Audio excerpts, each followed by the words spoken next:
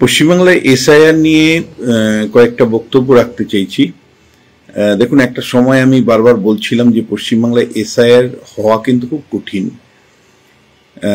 বিশেষ ভাবে ভোটার তালিকা সংশোধন করা এই রাজ্যে কিন্তু অসম্ভব। যখন আমি এই কথাটা বলেছিলাম তখন অনেকেই আমাকে গালমন্দ করেছেন যে আপনি কি সব বলছেন, এসআইআর হবেই হবেই হবেই। দেখুন, এসআইআর না হওয়ার পেছনে আমি তিনটে কারণ বলেছিলাম। যে পশ্চিমবাংলাতে কোনো প্রশাসনিক কাজ গত বেশ কিছু বছর কিন্তু সুষ্ঠুভাবে হয় না।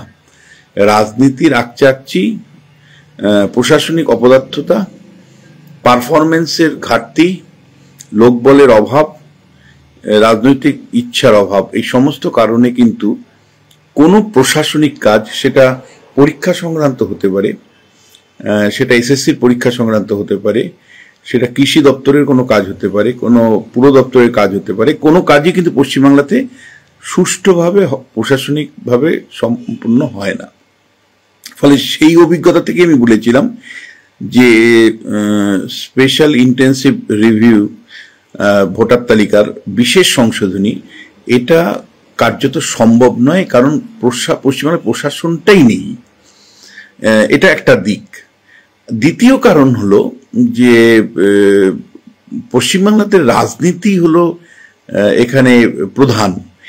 যে কোনো কাজ করলে রাজনীতি দিয়ে সেটাকে আটকাও, বাধা দাও এবং রাজনীতির চর্চা করো। এখানে যে যখন শাসন ক্ষমতায় থাকে, সেটা বামেরা হতে পারে, এমনকি কংগ্রেস যখন ক্ষমতায় ছিল তো কংগ্রেস নিজের সাথে লড়াই করেছে, নেহেরুর সাথে বিধান রায়ের লড়াই হয়েছে, তবে অনেক সুস্থ লড়াই, সেই লড়াই উন্নয়নের জন্য লড়াই।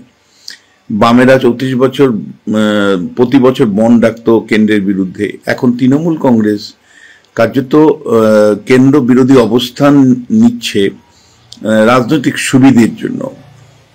প্রতিটি প্রশাসনিক উদ্যোগকে বিরোধিতা যেমন করছে, তেমনি রাজনীতির দিক থেকে সেটাকে হিন্দু মুসলমানের রাজনীতি, এই ভাবনাটাকে তারা জড়াচ্ছেন। আর এই ভাবনার অন্যতম ধারক বাহক বিজেপি অবশ্যই। ফলে বিজেপি এসআইআরটাকে সামনে রেখে প্রথম থেকেই রোহিঙ্গাদের বাদ দেওয়া হবে, প্রথম থেকেই বলে যাচ্ছিল রোহিঙ্গারা বাদ যাবে, বাইরের থেকে মুসলিমরা বাদ যাবে, বাংলাদেশি মুসলমানরা বাদ যাবে। এইভাবে একটা বারবার বলে বলে যে ন্যারেটিভটা তৈরি করছিল, তাতেই হিন্দু মুসলমানের রাজনীতি এসে যাচ্ছিল। ফলে একদিকে তৃণমূল কংগ্রেসের হিন্দু মুসলমানের রাজনীতি, আরেকদিকে বিজেপির হিন্দু মুসলমানের রাজনীতি। যে যার রাজনীতির ফয়দার জন্য কিন্তু পশ্চিমবাংলা কিন্তু একটা বিশুদ্ধ ভোটার তালিকা পাবে না। এইবার যেটা ভেরি ইন্টারেস্টিং গতকাল ঘটলো, সেটা যেই মুহূর্তে নির্বাচন কমিশন এসআইআর, এর আগেও 2002 সালে যখন এসআইআর হয়েছে 28 লক্ষ লোকের নাম পশ্চিমবাংলায় বাদ গেছে, তখন কিন্তু শোরগোল হয়নি। কিন্তু এখন যেহেতু হিন্দু মুসলমানের রাজনীতি এসে গেছে, ফলে এখন শোরগোল হচ্ছে। মমতা বন্দ্যোপাধ্যায় যে কোনো মূল্যে ধরে রাখতে চাইছেন যাতে কোনো নাম ভোটার তালিকা থেকে না বাদ যায়, কারণ ভোটার তালিকাতে মৃত ভোটার বলুন, বাংলাদেশি ভোটার বলুন, অবৈধ ভোটার বলুন, দুবার তিনবার নাম যাদেরই থাকে, অর্থাৎ অবৈধ ভোটার সামগ্রিকভাবে শাসক দলের কাজ করে। এটা বাম আমলেও দেখেছি, এটা এই তৃণমূলের আমলেও। কারণ বিকেলবেলা 5টার সময় এরাই ভুতুরে ভোটার এই ভোটগুলো দিয়ে দেয় শাসক দলের লোকজন। শাসক দল অনেক অ্যাডভান্টেজ থাকে, পুলিশ প্রশাসনকে সে ব্যবহার করতে পারে। কিন্তু এখানে যেটা গতকাল মমতা বন্দ্যোপাধ্যায় অসাধারণ একটা স্ট্রোক দিয়েছেন, সেটা হলো যে লোকটাকে সামনে রেখে নির্বাচন কমিশন ভোটার তালিকা সংশোধন করতে যাচ্ছে, সে হলো রাজ্যের মুখ্য নির্বাচন আধিকারিক, সেই মনোজ আগরওয়াল। তাকেই কিন্তু একেবারে গোড়াতে মেরে দিতে চাইছে মমতা বন্দ্যোপাধ্যায়। মনোজ আগরওয়াল, দেখুন, পশ্চিমবাংলায় 15 বছরের শাসন ব্যবস্থা দুর্নীতি প্রাতিষ্ঠানিক রূপ নিয়েছে। ফলে খুব কম অফিসারই দুর্নীতির বাইরে আছে, খুব কম রাজনীতিবিদই দুর্নীতির বাইরে আছে। প্রত্যেকেরই ফাইলপত্র যে কোনো সময় বের করে তাকে কোণঠাসা করা যায়। মনোজ আগরওয়ালকে যে জায়গাটা গোড়ায় মারতে চাইছে, যে ভাই তুমি কত দুর্নীতি করেছো, তোমার ফাইল বের করবো, ফলে চুপচাপ থাকবে, কোনো বাড়াবাড়ি করবে না, কোনো ভোটার তালিকায় নাম বাদ দিবে না।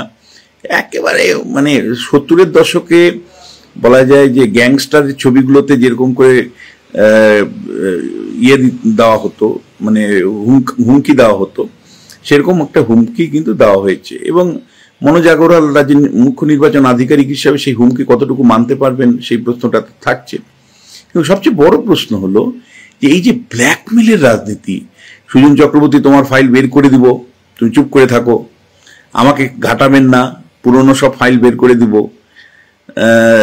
যখন অর্জুন সিং বিজেপিতে আসছে তখন অর্জুন সিং তোমার কত ফাইল বের করে দিব বলে মামলা করে দিচ্ছে। মানুষ ভুইয়াকে ব্ল্যাকমেল করে তৃণমূল কংগ্রেস জয়েন করালো, একেবারে মানে মার্ডারের আসামি হিসাবে এক সময় দেখানো হলো, অভিযুক্ত করে তার বিরুদ্ধে চার্জশিট পর্যন্ত এসে গেল, তারপরে তাকে আবার এই ব্ল্যাকমেলের রাজনীতি। এখন এই ব্ল্যাকমেলের রাজনীতির কিন্তু সুফল আছে। একের পর এক বাম নেতা কিন্তু ব্ল্যাকমেলের রাজনীতির ফলে তৃণমূল কংগ্রেসে জয়েন করেছে। একের পর এক বাম নেতা বা বিজেপি নেতারা কিন্তু মুখ বন্ধ করেছে। ফলে এই যে মমতা বন্দ্যোপাধ্যায় কালকে বললেন যে মনোজ আগরওয়াল তোমার পুরনো ফাইল বের করা হবে, তুমি আধিকারিক হিসেবে কত দুর্নীতিগ্রস্ত ছিল সব কিছু খুলে দেখানো হবে, তোমাকে কিন্তু আমরা ছাড়বো না, ফলে চুপ করে থাকো, তুমি কিন্তু এসআইআর নিয়ে একটি কথা বলবে না। ফলে একদম গোড়াতে মেরে দিয়েছে মমতা বন্দ্যোপাধ্যায়। এখন প্রশ্নটা হচ্ছে, দেখুন নীতি নৈতিকতার জায়গা থেকে আমরা বলবো যে এই মনোজ আগরওয়ালকে কে নিয়োগ করেছে? মমতা বন্দ্যোপাধ্যায়ের সুপারিশ ক্রমেই নির্বাচন কমিশন।